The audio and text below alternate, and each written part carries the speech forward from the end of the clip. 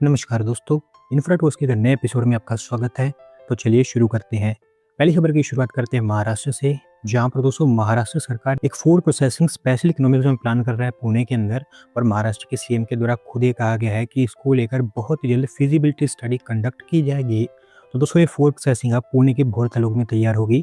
और अभी क्योंकि ये जस्ट एक अनाउंसमेंट है, तो ज़्यादा डिटेल्स यहाँ पर सामने नहीं रखी गई है कि कैसे इसको बनाया जाएगा, कितना इसका एरिया होगा, फिर कितनी यहाँ पर इन्वेस्टमेंट होगी। ये भी हो सकता है कि इसको एक ऐसी जगह के रूप में तैयार किया जाए, या फिर ये भी हो सकता है कि इसको एक स्पेसिफिक एक्सपोर्ट हब के रूप में तैयार किया जाए।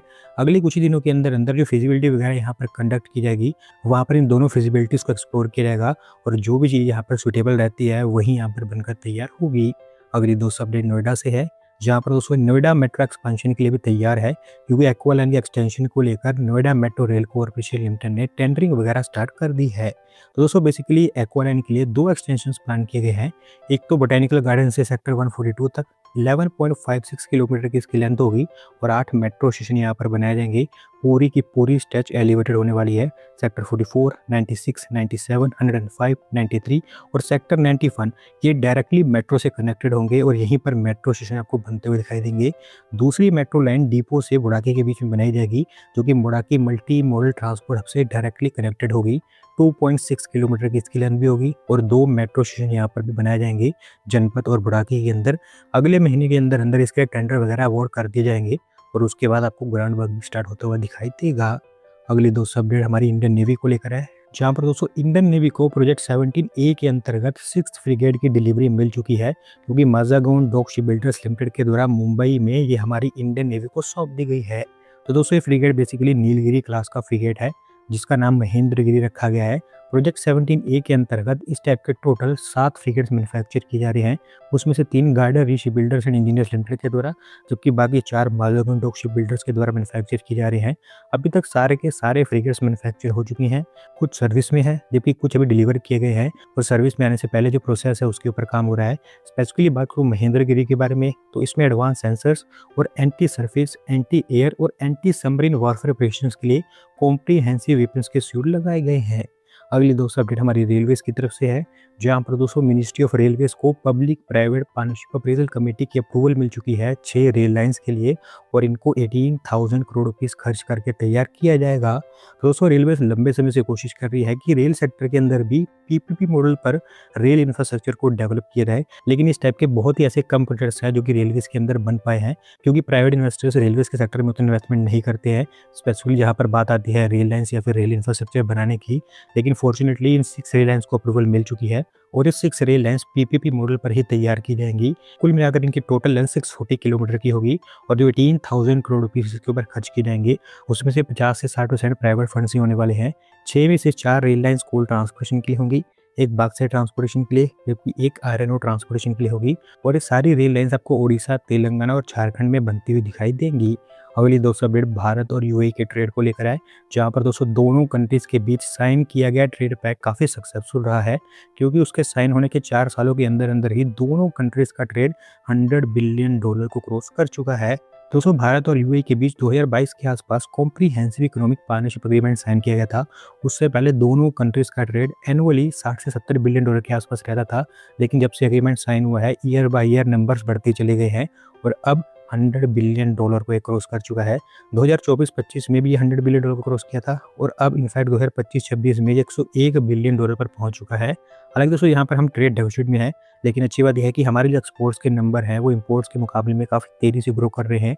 101 बिलियन में से 37.36 बिलियन के हमने एक्सपोर्ट किए हैं, जबकि 63.89 बिलियन के हमारे इंपोर्ट्स रहे हैं। James and jewellery, engineering goods, electronics और एग्रीकल्चर जैसे यहाँ पर टॉप सेक्टर्स रहे हैं, और अभी दोस्तों $100 बिलियन अचीव कर लिया गया है। तो इसी ट्रेड पैक्ट के अंतर्गत 2032 के लिए $200 बिलियन का ट्रेड अचीव करने का टारगेट भी सेट किया गया है। अगली दोस्तों अपडेट फिर से महाराष्ट्र से है, जहाँ पर दोस्तों महाराष्ट्र के अंदर Mumbai Pune missing link public use के लिए पूरी तरह से तैयार है, क्योंकि महाराष्ट्र के चीफ मिनिस्टर के द्वारा इसका इनोवेशन कर दिया गया है। तो दोस्तों मुंबई पुणे मिसिंग लिंक आप कह सकते हैं कि महाराष्ट्र का one of the delayed road project है। कई सालों से इसके ऊपर काम हो रहा है, और कई सालों की मेहनत के बाद अब जाकर ये तैयार हो पाया है। 13.3 किलोमीटर की इसकी टोटल लेंथ है, और स्पेसिफिकली खोपोली से लोनावाला के बीच में इसको बनाया गया है, जिससे होगा ये कि कम्यूटर्स जो कि मुंबई पुणे एक्सप्रेसवे का इस्तेमाल करते हैं, वो लोनावाला खंडाला घाट सेक्शन को बाईपास कर पाएंगे। जो कि काफ़ी एक्सीडेंट प्रोन एरिया माना जाता है स्टीप ग्रेडियंट्स और शार्प कर्व्स के चलते। इस मिसिंग लिंक के अंदर 2 मेन टनल्स बनाई गई है, एक 1.68 किलोमीटर लंबी जबकि दूसरी 8.92 किलोमीटर लंबी है।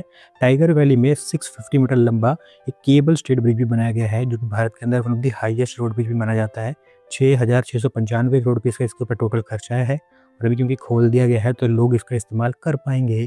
अगली दोस्तों अपडेट हमारी यूनियन टेरिटरी लद्दाख से है, जहाँ पर दोस्तों इंडियन डेयरी मशीनरी कंपनी, जो कि सब्सिडरी है नेशनल डेयरी डेवलपमेंट बोर्ड की, उनके द्वारा एक डेयरी प्रोसेसिंग प्लांट सेटअप किया जाएगा लद्दाख के अंदर और इसके लिए हमारी यूनियन होम मिनिस्टर के द्वारा फाउंडेशन रखने का काम कर दिया गया है।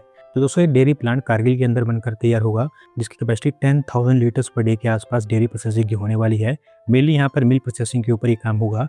25 करोड़ रुपये उसके ऊपर खर्च किए जाएंगे और साथ साथ ये भी बताया गया है कि एनर्जी वगैरह के लिए यहाँ पर 350 किलोवाट का एक सोलर पावर प्लांट भी सेटअप किया जाना है।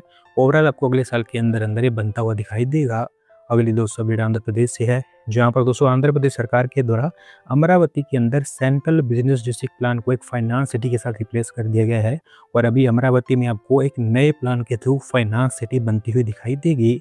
तो दोस्तों इसका मैं आपको थोड़ा सा बैकग्राउंड समझाऊं तो आज से कई साल पहले जब पहली बार अमरावती के लिए मास्टर प्लान तैयार किया गया था, यानी कि ऑलमोस्ट 7-8 साल पहले जब मास्टर प्लान तैयार किया गया था, तो उस समय डिसाइड किया गया था कि यहाँ पर एक seed central business district setup किया जाएगा सिंगापुर की लाइन्स पर।